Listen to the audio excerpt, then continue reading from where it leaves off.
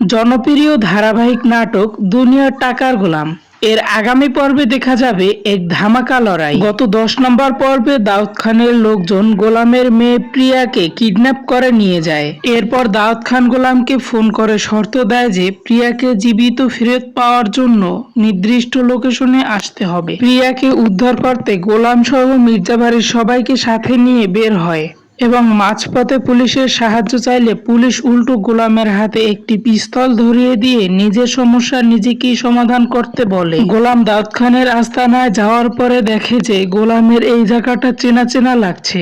গোলামের এই কথাটা শুনে ফাতেমা সহ মির্জাবাড়ির সবাই অবাক হয়ে যায়। এরই মধ্যে গোলামের বিশ্বস্ত বডিগার্ডের দলও সেখানে এসে পৌঁছে যায়।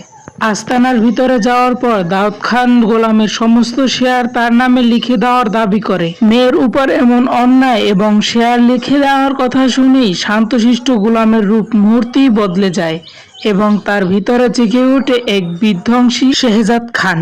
সে কোমর থেকে পিস্তল বের করে সরাসরি দাউদ খানের দিকে তাক করে চ্যালেঞ্জ ছুড়ে দেয়। এটা দেখে গোলামের বডিগার্ডরা তাদের সবাইকে বন্দুক দেখিয়ে জিম্মি করে ফেলে। তো এই 11 নম্বর পর্বে কি ঘটতে চলেছে সেটা দেখতে চাইলে এখনই আমাদের চ্যানেলটা সাবস্ক্রাইব করে পাশে থাকা বেল আইকনটি বাজিয়ে দিন, যাতে করে ভিডিওটি আপলোড দেওয়ার সাথে সাথে আপনারা দেখতে পারেন। ধন্যবাদ।